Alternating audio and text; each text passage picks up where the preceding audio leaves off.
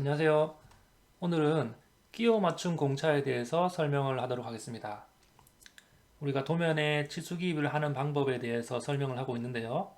앞에 두 강은 약간 이론적인 내용을 했다면 이번 강부터 끼워 맞춤, 표면 거칠기, 기하 공차 이 세 강은 실제 도면에서 어떻게 적용되는지 예를 자세하게 설명하겠습니다. 먼저 끼워 맞춤에 대한 그 정의와 설명을 간단하게 하고요. 도면에서 확인해 보도록 하겠습니다. 끼워 맞춤은 무엇이냐 하면 말 그대로 끼워서 맞추는 겁니다. 자, 예를 들어서 이런 구멍이 있고요.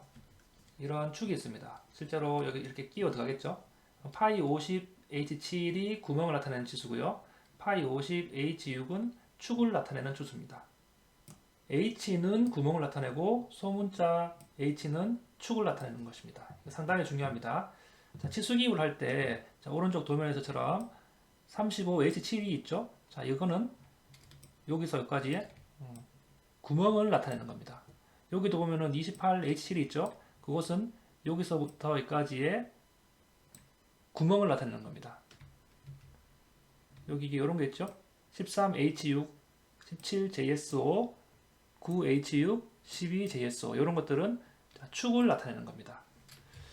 자, 이것들은 여러분들이 외워줘야 하는 것인데요. 대문자가 써주면 구멍을 나타낸다. 소문자가 써주면 축을 나타낸다. 이렇게 암기하시면 되겠습니다. 자, 예를 들어서 파이 50 H7이 있죠. 그러면 지름 치수가 50이고 구멍을 나타내면서 뒤에 있는 이 7이라는 것은 IT 기본 공차를 나타내는 겁니다. 여기 있는 IT 기본 공차를 나타내는 겁니다. 그러니까 지름이 50m인 구멍에 IT 공차 7등급을 적용해서 가공을 하라 이런 뜻입니다. IT 공차는 총 20개의 등급이 있죠. 필기시험에서 많이 다뤄봤을 겁니다. 1등급에서부터 18등급까지가 있고 0등급, 01등급 이렇게 해서 총 20등급인데 여기서 저희는 일반적으로 일반 끼워 맞춤 공차 7등급 정도를 사용합니다. 축은 파이 50 H 소문자 6을 사용합니다. 지름이 50m인 축이고 IT 공차는 6등급을 사용한다는 겁니다. 그러면 IT 공차는 IT 공차가 작으면 작을수록 정밀하게 깎는 것이고 IT 공차가 커지면 커질수록 18등급으로 가면 갈수록 조금 더 거친 면입니다. 일반적으로 축이 구멍보다 조금 더 IT 공차 한 등급 작습니다. 그 이유는 축이 구멍에 비해서 아무래도 가공을 하기가 쉬운 것이기 때문입니다. 그리고 여기에 구멍에서 보면 구멍 기호가 지금 A부터 X까지가 다 쓸 수 있습니다. 예를 들어서 파이 50 H7을 쓸 수가 있고요. 파이 50 A7을 쓸 수도 있습니다. 대문자 H를 쓰느냐, 대문자 A를 쓰느냐. 이것은 본인이 정하기 나름입니다. 그리고 축도 마찬가지입니다. 축도 A부터 X까지가 다 쓸 수 있습니다. 마찬가지로 파이 50 H7을 써도 되고요. 파이 50 A7을 써도 됩니다. 자, 그런데 우리는 왜 보통 구멍은 H를 쓰고 대문자 H를 쓰고 축은 소문자 H를 쓰느냐? 추후에 설명하겠지만 일반적으로 적용할 수 있는 공차역이 가장 많기 때문입니다. 중요한 것인데요. 구멍과 축은 서로 반대입니다. 하나만 외우고 나머지는 반대로 생각을 하시면 됩니다. 예를 들어서 구멍에서 소문자 A보다 X쪽으로 가면 갈수록 지름은 점점 커지는 겁니다. 자, 예를 들어서 여기에다가 설명을 간단하게 해보겠습니다. 지금 축이 이렇게 구멍에 끼워 들어가죠. 끼워 맞춤인데 구멍이 파이 50 H7로 고정이 되어 있습니다. 그러면 축의 지름이 작으면 작을수록 헐거운 끼워 맞춤이 일어날 것이고요. 축의 지름이 크면 클수록 억지로 끼워지는 억지 끼워 맞춤이 될 것입니다. 구멍이 고정이기 때문에 축은 파이 50에 예를 들어서 A부터 X까지 여러 가지가 생길 수가 있고요. 그 다음에 IT 공차는 6등급입니다. 요 공차를 무엇을 넣어주느냐 무엇을 넣어주냐 하면 여기 지금 h가 기준이죠. 예를 들어서 파이 50 a6보다 파이 50 x6으로 가면 갈수록 이쪽으로 가면 갈수록 지름이 커지는 겁니다. 자, 반대로 가면 갈수록 지름은 작아지겠죠? 작아집니다. 자, 이것을 잘 외우시고요. 축은 오른쪽으로 가면 갈수록 지름이 커지고 왼쪽으로 가면 갈수록 지름이 작아집니다. 반대로 구멍은 오른쪽으로 가면 갈수록 x로 갈수록 지름이 작아지고요. a로 갈수록 지름이 커집니다. 자, 이 표를 보면서 간단하게 또 설명을 해보겠습니다. 예를 들어서 구멍 h가 고정이 되어 있다고 하면 축 j가 중간 끼워 맞춤 정도라고 기억을 하시면 되겠습니다. 다음에 표로 또 보여드리겠습니다. 그러면은 오른쪽으로 하면 갈수록 지름이 커진다고 했죠. 그러면 여러분들이 암기해야 될 것은 파이 50 P6이다. 그러면은 약간 축이 커지기 때문에 이런 끼워 맞춤은 억지 끼워 맞춤입니다. 왼쪽으로 가면 갈수록 지름이 작아진다고 했으니까 예를 들어서 G라든가 H 이런 것들은 헐거운 끼워 맞춤입니다. 헐거운 끼워 맞춤. 그런 식으로 암기를 하시면 되겠습니다. 예를 들어서 자, 여기 보면 헐거운 끼워 맞춤은 아무래도 구멍이 축보다 큰 경우고 억지 끼워 맞춤은 축이 구멍보다 큰 경우입니다. 그 다음에 중간 끼워 맞춤은 축이 클 수도 있고 구멍이 클 수도 있는 그런 끼워 맞춤입니다. 상식적으로 생각을 하시면 됩니다. 그 다음에 여기에 팁에 나오시는 거 보면 일반적으로 구멍이 축보다 가공하기 힘든 경우가 많습니다. 그래서 IT 공차 같은 경우에 축을 한 단계 더 정밀하게 이렇게 얘기합니다. 선반으로 가공을 해보시면 아무래도 축 가공보다 구멍 가공, 즉 캡 가공이 아무래도 가공이 어렵습니다. 치수 정밀하지 않고요. 끼워 맞춤을 할 때 구멍을 기준으로 할 수도 있고 축을 기준으로 할 수도 있는데 아무래도 구멍이 치수 정밀도가 낮기 때문에 구멍을 기준으로 하는 것이 경제적으로 이득입니다. 그래서 H7 구멍 기준식 끼워 맞춤을 보면요. JS6이라든가 K6 소문자가 이렇게 들어가면은 중간 끼워 맞춤이고요. 자, 여기 P6이 들어가면 억지 끼워 맞춤이 됩니다. 그 다음에 G6이라든가 H6이 되면 헐거운 끼워 맞춤이 됩니다. 이런 상관관계를 잘 파악을 하셔서 끼워 맞춤 뒤에 소문자가 무엇이 들어가냐에 따라서 이런 것들을 파악을 하실 수가 있습니다. 예를 들어서 이런 K가 들어가는 게 같은 경우에는 일반적으로 베어링 같은 경우에 이런 중간 끼워 맞춤을 하시고요. 일반적인 끼워 맞춤은 헐거운 끼워 맞춤을 하시면 됩니다. 예를 들어서 커버가 본체에 끼어 들어간다든가 아니면 키가 축에 끼어 들어간다든가 이런 곳에 끼워 맞춤을 넣으실 때는 일반적으로는 다 헐거운 끼워 맞춤을 하시고요. 베어링의 끼워 맞춤은 KS 규격집에 K5를 넣으라고 나오기 때문에 규격집을 활용해 주시면 되고요. P6 같은 경우에는 동력 전도 장치에는 잘 나오지 않지만 치공구 같은 직을 위해서 핀 구멍 가공을 할 때 P6을 많이 사용합니다. 자, 그러면 예를 들어서 또 왜 대문자 H7을 사용하는지에 대한 이유가 이 끼워 맞춤 표에도 보면 있습니다. 나머지 H6이라든가 H8, H9보다 적용할 수 있는 공차역이 가장 많습니다. 그렇기 때문에 구멍은 대문자 H7, 축은 소문자 를 쓰는 것이 가장 적용하고자 하는 범위가 넓습니다. 아까 전에 말씀드린 대로 구멍을 기준으로 축에서 G6이 나오죠. G6은 헐거운 끼워 맞춤입니다. 헐거운 끼워 맞춤이고요. 그 다음에 구멍을 기준으로 JS6, K6, K5 이런 것들은 중간 끼워 맞춤이 됩니다. 그 다음에 구멍 대문자 H7을 기준으로 P6이 나오는 것은 억지 끼워 맞춤이 됩니다. 그래서 이런 것들이 끼워 맞춤의 기호만 보고도 이것이 무슨 끼워 맞춤인지 구분을 할 수가 있어야 되겠습니다. 자, 그러면 과연 동력 전달 장치에서 실제로 끼워 맞춤이 어떻게 적용되는지, 그 다음 치수 공차가 어떻게 적용되는지 한번 확인을 해보도록 하겠습니다. 자, 왼쪽이 실제 도면이고요. 오른쪽이 어떻게 끼워 맞춤이 되는지 적용한 실예입니다. 일단 먼저 투상이 되어야 되겠죠. 여기에 보면 1번이 부품, 본체입니다. 본체를 이렇게 투상을 했는데요. 여기에 보시면 동그라미와 네모친 부분이 끼워 맞춤과 공차입니다. 자, 예를 들어서 이런 부분 있죠? 이런 부분은 베어링이 끼어 들어갑니다. 베어링이 여기서 이런 부분이죠. 지금 이거는 반단면도로 밑부분은 외형이고 윗부분은 단면입니다. 이런 부분에 베어링 끼어 들어가기 때문에 베어링 끼어 맞춤 공차 대문자 H7을 씁니다. 오른쪽도 마찬가지죠. 오른쪽에도 조금 작은 베어링이 들어갑니다. 6001 치수가 나오죠. 왼쪽은 6003 베어링이 들어갑니다. 그래서 오른쪽도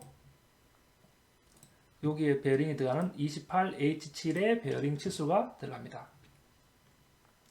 그 다음에 이 부분 있죠? 이 파란색 부분, 왼쪽에 이 파란색 부분은 멈춤링이라는 규격 표시입니다. 규격집입니다. 규격집에 있는 치수를 파악을 해야 되는 겁니다. 이런 베어링 치수가 좌우로 움직이지 못하도록 그 멈춰주는 역할을 하는 건데요.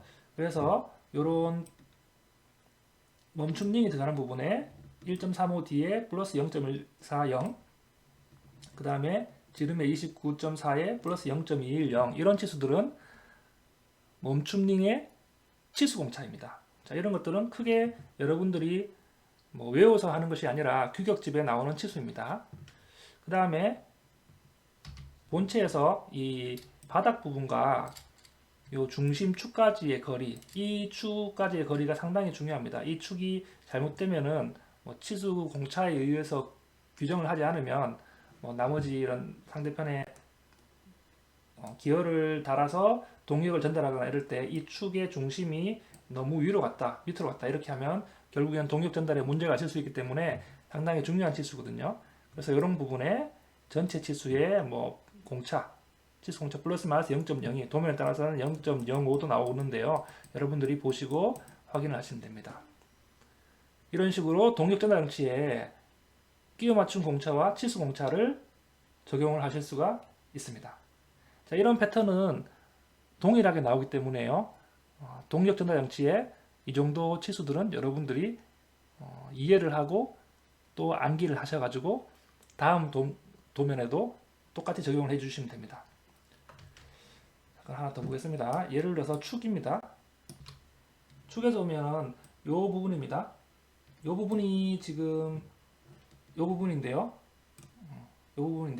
지금 여기에 베어링이 들어갑니다. 그죠? 베어링이 들어가고 또 여기 오일실도 들어갑니다. 오일실은 규격집을 찾아보면은 H8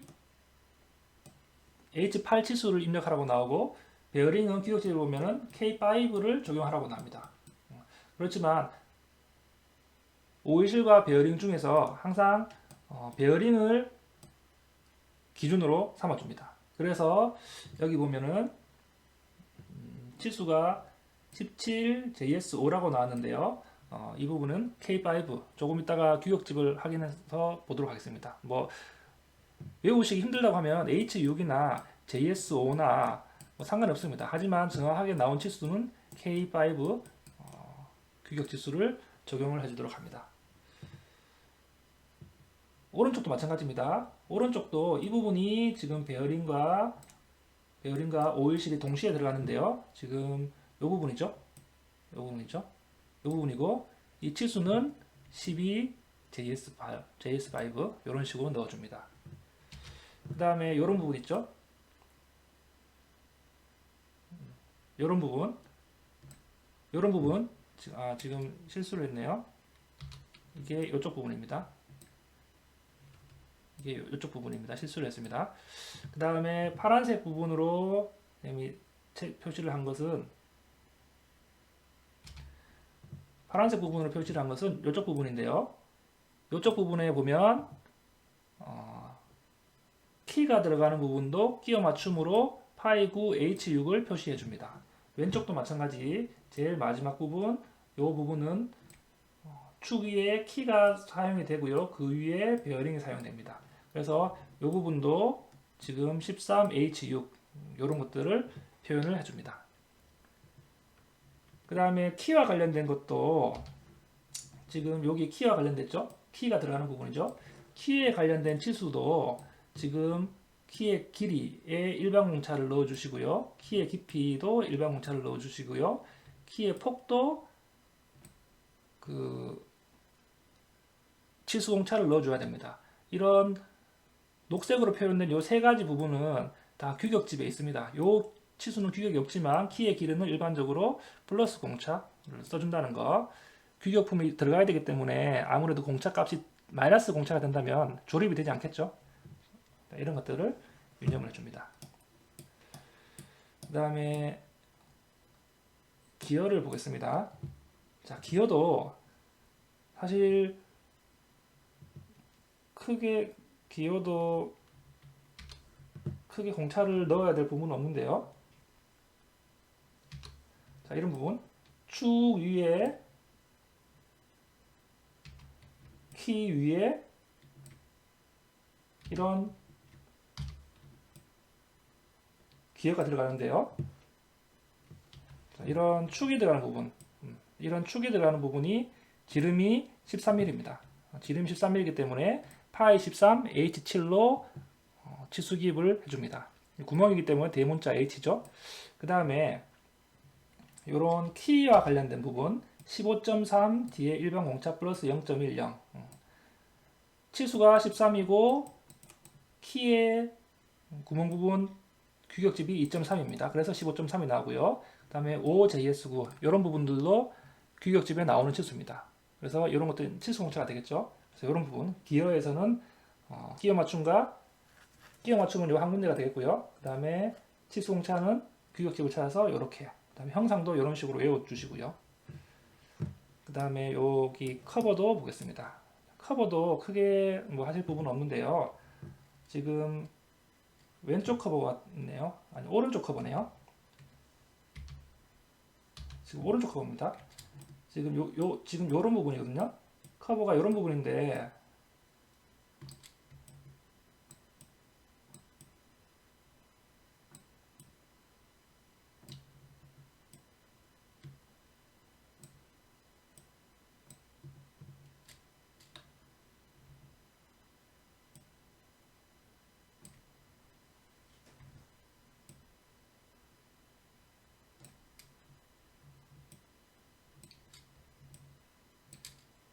추상을 해보자면 대략적인 커버의 형상입니다.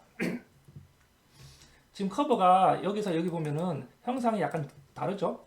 자, 이것은 왜 그러냐면 여기서 여기까지의 지름이 여기서 여기까지 지름보다 큽니다. 그래서 지름이 큰 경우를 보통 투상을 할 때 왼쪽으로 기준을 잡습니다. 지금 이런 식으로 놔두면 안 된다는 거죠. 왜 그러냐면 저희가 가공을 해보시면 알겠지만 여기에 척을 놔두고 이렇게 물립니다. 그런데 이쪽에다 척을 물려가지고 가공을 하게 되면 이쪽 부분은 가공을 할 수가 없겠죠. 그래서 지름이 큰 부분은 항상 로테이트로 돌려가지고 왼쪽으로 놔둔다는 것 기억을 하시고 치수기입을 해주시면 되겠습니다.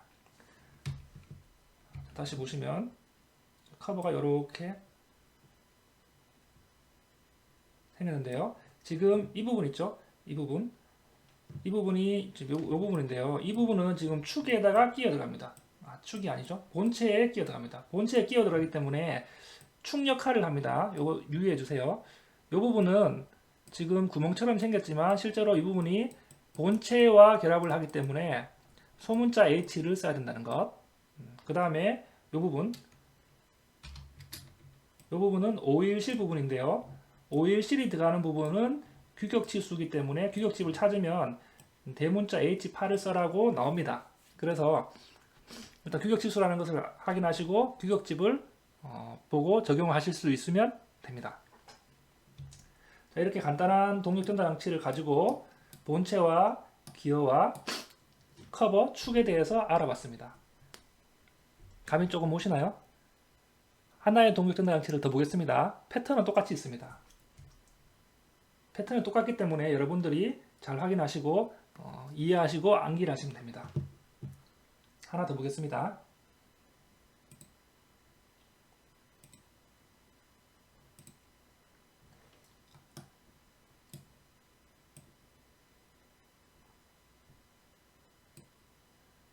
거의 비슷합니다. 지금 동격전달 장치인데요. 오른쪽에는 벨트 풀리가 들어가고 왼쪽에는 기어가 있습니다. 그 다음에 뭐 밑부분에 리브하고 바닥 부분이 아까 전 동격전장치와 약간 틀린데 전체적인 형상이 똑같다고 보시면 됩니다. 자, 본체부터 찾아보겠습니다. 자, 평면도에는 특별하게 끼워 맞춤과 치수 공차를 넣으실 부분이 없고요. 자, 이거 보겠습니다. 이 오른쪽에 보면 이 부분 보이죠? 이 부분이 베어링이 들어가는 부분입니다. 베어링이 들어가는 부분이기 때문에 이 부분은 베어링 규격치수 6203을 적용해서 파이 38 대문자 H8을 써줍니다. 굳이 확인하시기 어려우면 대문자 H7을 써줘도 무방합니다. 자, 왼쪽도 마찬가지입니다. 왼쪽도 여기 베어링이 들어가기 때문에 파이 40 H7 이 부분이죠. 베어링이 끼어 들어가는 부분, 그 다음에 커버도 끼어 들어갑니다. 그래서 파이 40 H7이 됩니다. 그 다음에 요런 아까 전처럼 바닥 부분에서 중심까지의 거리 이 부분 상당히 중요하거든요. 그래서 이 부분은 74에 플러스 마이너스 0.02 또는 플러스 마이너스 0.05 이런 치수들을 적용해 줍니다. 그 다음에 이런 치수들도 하나 눈여겨 봐주실 것은 56이라는 치수인데요. 자, 이 치수는 무엇이냐면 여기서부터 여기까지입니다. 여기서부터 여기까지인데요. 지금 도면에서 지금 여기서부터 여기까지입니다. 여기서부터 여기까지입니다. 잘 되시나요? 여기서부터 여기까지인데 이 치수들은 플러스 공차로 입력을 해주셨습니다. 조금 난이도가 있는 거라서 잘 이해가 안 가신다고 하면 도면에서 놓치셔도 상관이 없습니다. 하지만 설계를 해서 실제로 조립을 해보면 이 부분이 자, 커버에 이 부분이 고정되어 있고요. 그 다음에 본체에 들어가는 베어링이 고정되어 있습니다. 그 다음에 여기에 그 안에 들어가면 하우징이 또 고정되어 있고요. 또 베어링이 고정되어 있습니다. 다 고정되어 있는 치수이기 때문에 이 치수들이 고정이 되어 있습니다. 딱 56인데 우리가 플러스 공차를 써준다는 것은 이 안에 부품이 들어가겠죠. 예를 들어서 여기에 커버가 들어가고요. 베어링이 들어가고 하우징이 들어가고 또 베어링이 들어갑니다. 그런데 여기에 마이너스 공차를 써버리면 아까 전처럼 커버가 조금 튀어나온다든가 여기 유격이 생겨버리죠. 그래서 딱 정해진 치수이기 때문에 이런 부분을 플러스 공차로 해서 혹시나 조금 남게 설계를 해서 가공을 하면 이 부분에 조금 유격이 생기더라도 바깥 부분에 이런 부분에 유격이 생기지 않도록 플러스 공차를 넣어준다는 것 이런 것들도 한번 확인을 해보시면 좋겠습니다. 도면에 오른쪽에 벨트 풀리가 나오는데요. 축 위에 키 위에 벨트 풀리가 올라갑니다. 벨트 풀리도 규격 치수를 적용해야 되는 부분이 많기 때문에 이런 부분 있죠. 이런 V홈의 각도라든가 이런 K1 값의 벨트 풀리의 값들은 규격 치수에 나오는 일반 공차를 넣어 주시면 됩니다. 그 다음에 이런 치수 있죠. 이런 키의 축에 지름이 들어가는 곳, 이 부분이겠죠. 이 부분에 14의 H7 구멍이 됩니다. 그 다음에 키와 관련해서 뭐 16.3 일반 공차, 그 다음에 5JS고 이런 것들은 규격 지수입니다. 규격집을 보고 활용을 해주시면 되고요. 여기서 또 하나 또 중요한 것은 이 치수입니다. 이 치수는 파이 24H8이 되는데요. 이 치수가 여기에서 보면 이 치수죠. 색깔이 같아서 지금 잘 보이실란가 모르겠는데 이 치수입니다. 이 치수가 지금 본체에 끼어 들어갑니다. 본체에 끼어 들어가기 때문에 소문자 H, 즉 본체와 끼어 맞춤이 된다는 것, 이런 부분이 중요합니다. 아까 전에 기어를 그리신다고 하면 이쪽 부분도 기어와 이쪽 부분 보이시나요? 기어와 끼어 맞춤이 되기 때문에 치수기를 할 때 H 뭐 6을 써준다든가 이런 부분. 또 커버를 그리신다고 해도 마찬가지입니다. 커버를 그린다고 해도 이 부분이 지금 본체에 끼어 들어가기 때문에 끼어 맞춤을 표현해 줘야 된다는 것. 무조건 벨트 풀리랑 기어랑 커버가 구멍 역할도 하지만 동시에 축 역할을 해서 어느 부분에 끼어 맞춤도 된다는 것. 이런 부분을 파악을 하시길 바라겠습니다. 그 다음에 또 축을 하나 보시면요. 축에서 지금 베어링과 끼어 들어가는 부분, 이런 부분은 좌우에 이런 베어링 치수들을 확인하셔야 되겠죠. 베어링 치수가 지금 요 치수인데요. 요 치수인데요. 요것도 지금 파이 17 JS5, 파이 17 JS5 양쪽에 나오죠. 이런 부분들은 규격집을 적용을 합니다. 그 다음에 키와 관련된 부분, 키와 관련된 부분이 지금 이 부분이죠. 키와 오른쪽에도 키와 관련되는 부분, 이 부분. 지금 투상을 해서 나타내면 이 부분이고요. 오른쪽도 이 부분입니다. 키와 관련되는 부분도 끼어 맞춤 공차를 이렇게 H6을 써주시고요. 일반적으로 좌우에 써주시고 키와 관련되는 뭐 폭, 그 다음에 키의 길이의 일반 공차, 키의 깊이의 일반 공차, 키의 폭의 5N9, 키의 길이의 16 플러스 0.10, 키의 폭의 0.10 이런 부분들을 잘 활용을 해주시면 됩니다. 규격집을 활용해서 넣어주시면 됩니다. 그 다음에 또 하나 아까 전 본체와 마찬가지로 이런 치수에다가 마이너스 공차를 썼습니다. 이 부분은 왜 그러냐면 똑같죠? 지금 여기서부터 여기까지 거리인데요. 지금 여기서부터 여기까지 거리입니다. 왜 그러냐면 좌우의 베어링 치수라든가 모든 치수들이 다 규격품이기 때문에 정확하게 딱 조립이 되어 있습니다. 그런데 만약에 우리가 실제로 가공을 했는데 25.1mm가 나왔다고 생각합시다. 그러면 이 부분이 튀어나와 버리면 어떻게 됩니까? 이 부분이 튀어나와 버리면 베어링도 밀리고 여기에 커버도 밀리고 모든 것들이 다 밀립니다. 그럼 결국에는 이 부분이 유격이 생길 수밖에 없는 거죠. 틈이 생길 수밖에 없는 겁니다. 그래서 차라리 마이너스 공차를 써서 혹시 가공을 조금 더 적게 하더라도 이런 외형 부분에 유격이 생기지 않고 이 안쪽 부분에 유격이 조금 생기더라도 이것들이 기능상 작동하는데 이상이 없기 때문에 플러스 공차가 아닌 마이너스 공차를 써준다는 겁니다. 그래서 아까 전에 본체에서 이런 부분에 플러스 공차를 써주는 부분과 이런 축에서의 마이너스 공차를 써주는 부분, 이런 부분들은 조금 난이도가 있기 때문에 도면을 완벽하게 이해를 하고 기입을 해주셔도 좋고, 아니면 뭐 이 정도는 놓치시더라도 시험의 당락에는 크게 상관이 없으실 겁니다. 이렇게 두 개의 동격 전달 양측 도면을 보고 우리가 그 치수 공차를 그 다음에 끼어 맞춤을 적용을 해 봤는데요. 아까 전에도 말씀드린 것과 같이 동력 전달 장치는 거의 공식화처럼 해서 고정이 되어 있습니다.